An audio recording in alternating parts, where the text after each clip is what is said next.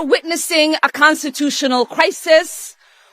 We talked about Trump wanting to be a dictator on day one, and here we are. This is what the beginning of dictatorship looks like.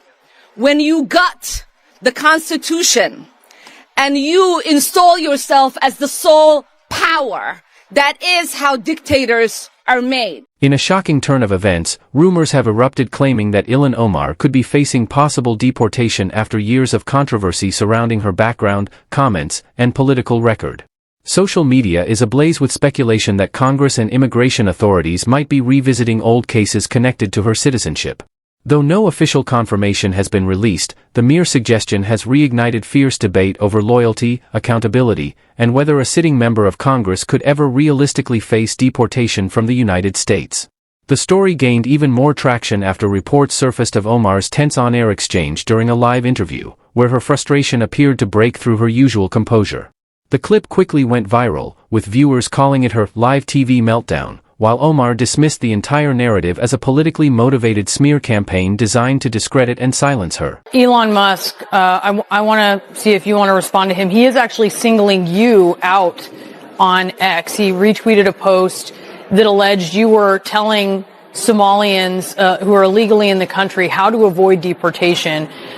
You do speak Somali in the clip, and the translation, according to the translation, it shows you telling people that if ICE attempts to question them, they are not obliged to answer those questions.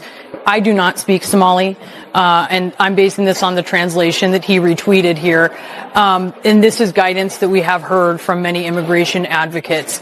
But Musk says that you are, quote, breaking the law literally outright. Do you want to respond to that? Well, it just shows you how much he lacks an understanding of what the laws of this country are. In the clip, it was an interview that I gave to a reporter. I'm not in that room, actually, that they pan out to. That is an edited video. And in the interview, I was asked, well, what I say to Somalis who are undocumented or who their documentations might have lapsed. And it is important for people to exercise their Fifth Amendment right to remain silent unless they feel confident. Representative Chip Roy wasted no time jumping into the controversy. Long a vocal critic of Ilhan Omar, Roy delivered one of his most impassioned statements to date, declaring that no one is above the law, not even members of Congress. He demanded a full and transparent investigation into Omar's background, adding that if any irregularities are uncovered, deportation should absolutely be on the table. His remarks set political circles ablaze. Supporters hailed his stance as brave and necessary, while critics accused him of stoking racial and religious division. Unfazed, Roy doubled down, arguing that the American people deserve honesty and transparency from their leaders. Not long after, Senator John Kennedy joined the fray with his trademark Southern wit and unfiltered candor. Speaking to reporters, Kennedy quipped, "If you lie on your papers, you don't get to keep your seat in Congress, you get a ticket home." The blunt statement went viral within hours, resonating with millions of Americans frustrated by what they see as political double standards. Kennedy stopped short of accusing Omar directly but made it clear that even the faintest trace of dishonesty from public officials should trigger serious scrutiny. His comments only intensified the growing calls for a thorough investigation. madaxweynaha Soomaaliya madaxweyne Xasan Sheikh Maxamuud inaan maanta ku soo dhaweyno Minneapolis. During a tense live interview, Ilhan Omar's usually steady composure completely unraveled. When pressed about her immigration history and long-standing allegations of marriage fraud, she grew defensive, accusing the host and media at large of racism and Islamophobia. The interviewer tried to redirect the conversation back to specifics, but Omar repeatedly interrupted, her voice rising with each exchange. Within hours, the clip flooded social media under the headline, Ilhan Omar freaks out after deportation news. Critics labeled it a full-blown meltdown, while her supporters argued she was simply standing up to biased questioning. The fallout was immediate. On Capitol Hill, partisan lines hardened further. Conservatives like Representative Chip Roy and Senator John Kennedy doubled down, insisting that honesty and accountability must outweigh political correctness. Progressives, on the other hand, rallied behind Omar, claiming she was being targeted for her identity rather than her actions. Twitter and TikTok became digital war zones, with hashtag DeportOmar and hashtag StandWithIlhan trending side by side. Even seasoned journalists found it nearly impossible to report on the story without drawing fire from one camp or the other, a reflection of just how polarized the debate around Omar has become. Had on X, you said that Congresswoman Ilhan Omar, U.S. citizen, should be deported to her home country of Somalia. Omar became a naturalized citizen at 17. Why did you do that? Listen, my colleague Ilhan Omar, she is an American citizen. She is a member of the House of Representatives. I didn't call for her to be deported, but I did say that America would be better off were she deported. I think that there is a serious problem, particularly given after the past 4 years of open borders, of Democrats facilitating the invasion of our country by illegal aliens. My colleague Ilhan Omar was advising illegal alien Somalis on how to evade ICE detection. That is as un-American as you can possibly get. It's unbecoming of a congressperson. What evidence? And I absolutely where are think you that getting it is that from disgusting. specifically? Where are you getting that from specifically? We have the audio of her doing that. But do you It was think in an that interview. she is a duly elected member of Congress? She has a Her duty constituents to uphold put the her in values office. and customs of America, you're not to represent foreign illegal aliens who shouldn't be here to begin with. And I think that raises serious questions. Is helping questions. people understand what the laws are. But listen.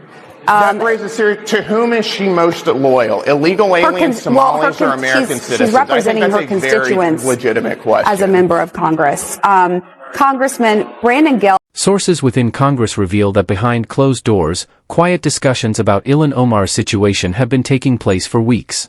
Some insiders claim that key figures are discreetly reviewing documents and gathering information before making any public moves. Others dismiss the chatter as political theater, an election season distraction designed to stir emotions rather than deliver substance. Yet, regardless of the motive, one thing is undeniable: the issue has become impossible to ignore.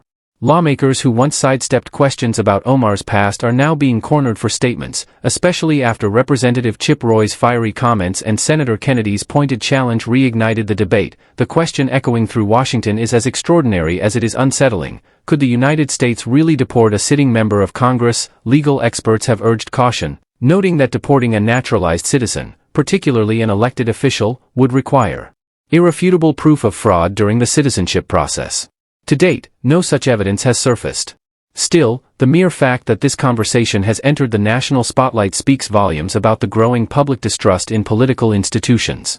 Every aspect of Omar's history is now under the microscope, with social media amplifying speculation faster than facts can catch up. The frenzy shows no signs of slowing down, as curiosity and controversy continue to feed each other in a non-stop political storm. This debate today, it's about who gets to be an American. What opinions do we have to be counted as Americans? This is what this debate is about, Madam Speaker. There is this idea that you are a suspect if you are an immigrant, or if you are from certain parts of the world, or a certain skin tone, or a Muslim. It is no accident that members of the Republican Party accused the first Black president, Barack Obama, of being a secret Muslim. Under mounting political fire, Ilhan Omar finally broke her silence on national television. With visible frustration and fiery resolve, she declared, "They can't deport me for standing up for justice." Her supporters hailed the moment as a bold stand against political intimidation, praising her courage to confront what they see as a coordinated smear campaign. But critics interpreted it as a sign of strain, an emotional slip that revealed how deeply the pressure is getting to her. Senator John Kennedy didn't miss the opportunity to weigh in, remarking, "If you've got nothing to hide, you don't get this mad." His blunt comment only added more fuel to an already explosive debate. The controversy surrounding Omar has since evolved into one of the most captivating political dramas in recent memory. As Americans tune in daily for updates, news panels clash over what this saga truly represents: a test of the immigration system's integrity or a reflection of the growing dysfunction within Congress itself. Omar's defenders portray her as a voice of a new generation, unafraid to challenge entrenched power. Her detractors argue she's weaponizing identity politics to evade accountability. And through it all, Representative Chip Roy continues to hammer his message home, saying, "We don't need loyalty to ideology. We need loyalty to the truth." His words echo the frustration of countless voters demanding honesty, clarity, and accountability from those who lead. It is no accident that former President Donald Trump led a birther movement that falsely claimed he was born in Kenya. Because to them, falsely labeling the first and only President of the United States of America a Muslim and African immigrant somehow made him less American. Well, I am Muslim. I am an immigrant, and interestingly, from Africa. Is anyone surprised that I am being targeted? Is anyone surprised that I am somehow deemed unworthy to speak about American foreign policy? Or that they see me as a powerful voice that needs to be silenced? Frankly, it is expected, because when you push power, power pushes back. Representation matters. Continuing to expand our ideas of who is American and who can partake in the American experiment is a good thing. I am an American who was sent here,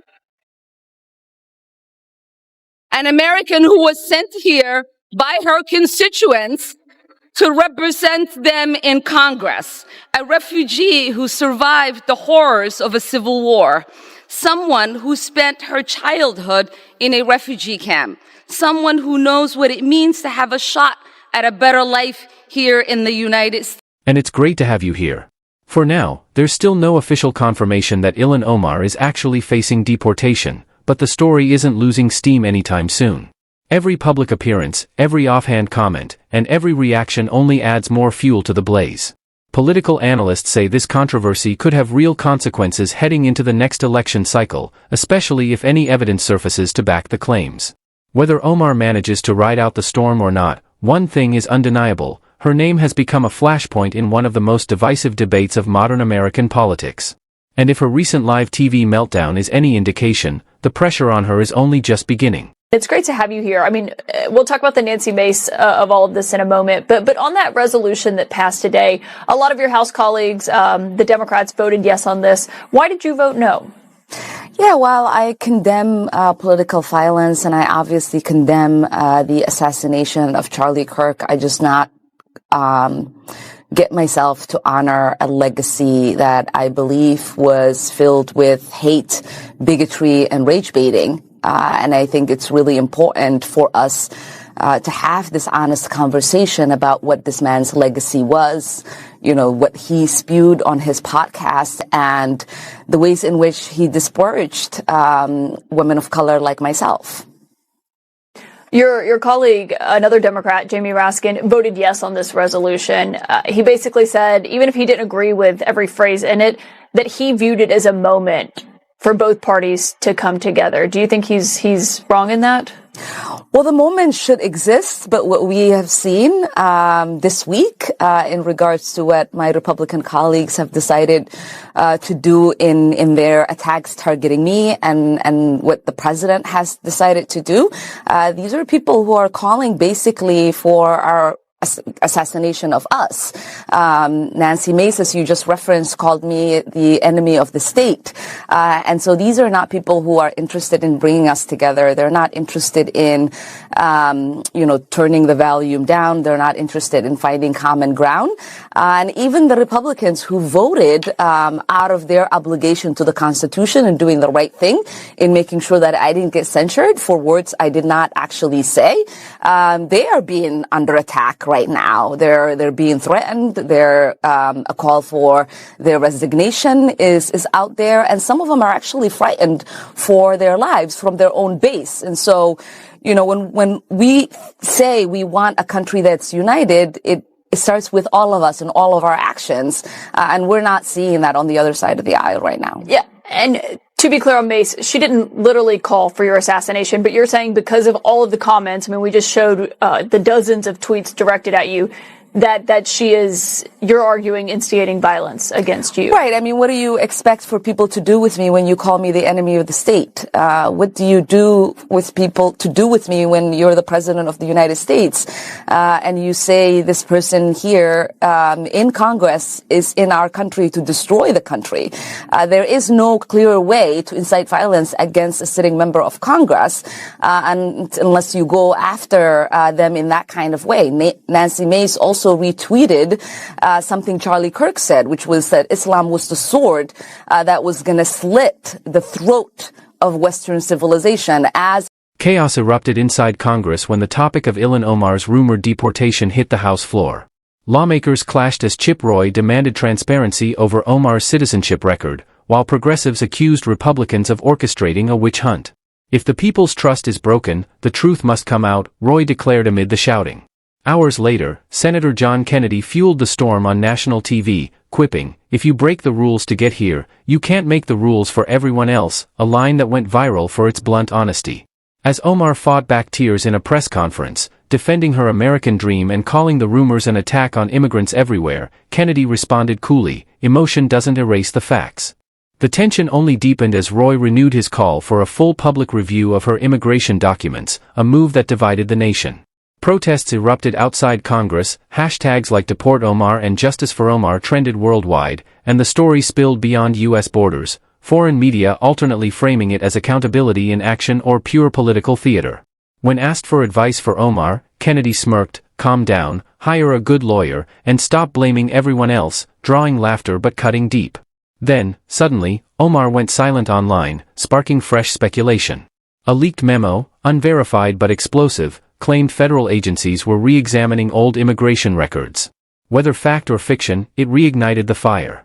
Days later, Omar reappeared, staring into the camera with resolve, "I'm not going anywhere. My roots are here. My fight is here." Yet as Kennedy dryly replied, "We'll see about that," and Roy insisted it was about integrity, not politics, one thing became undeniable: the saga of Ilhan Omar had become one of the most polarizing and unforgettable political dramas in modern American history.